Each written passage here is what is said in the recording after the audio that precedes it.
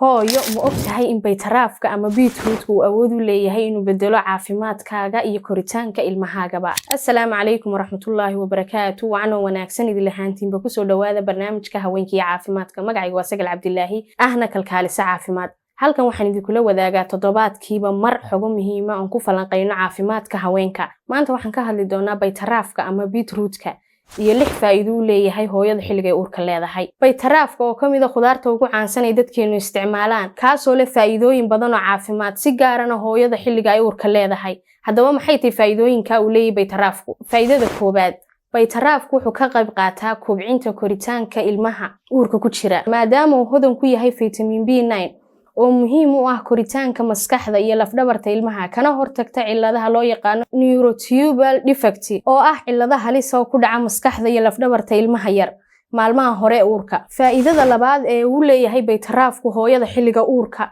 waxa weeye inuu ka hortago dhiig la'aanta timaada xilliga uurka, taasoo khatar ku ah caafimaadka hooyada iyo dabcan ilmaha uurka ku jira.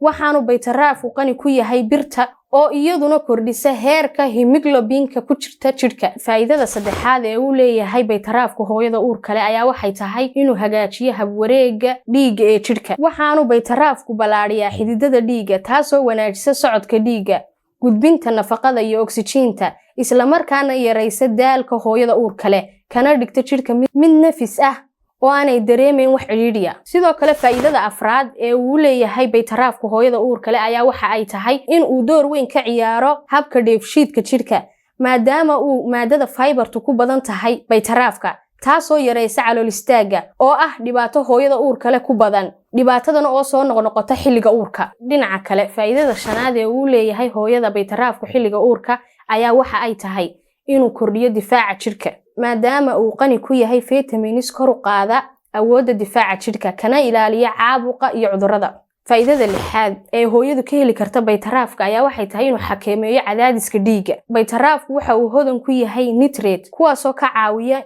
in xididada dhiiggu ballaadhaan noqdaanna kuwo wareegga dhiigga si fiican u socodsiiya.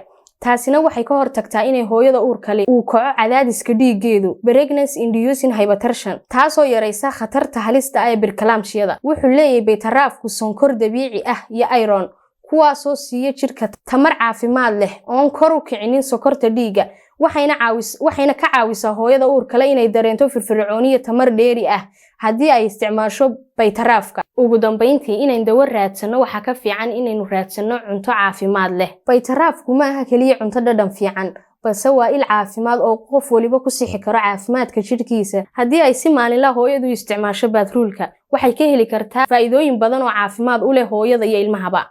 waad ku mahadsan tahay daawashada muuqaalkan. Haddii aad ka heshay muuqaalkan, fadlan like, share and subscribe si aad ula socoto xogo muhiim ah oo caafimaad oo ku saabsan haweenka iyo caafimaadka. Intaan barnaamijkan mid la mid ah ku kulmayno, caafimaadsan.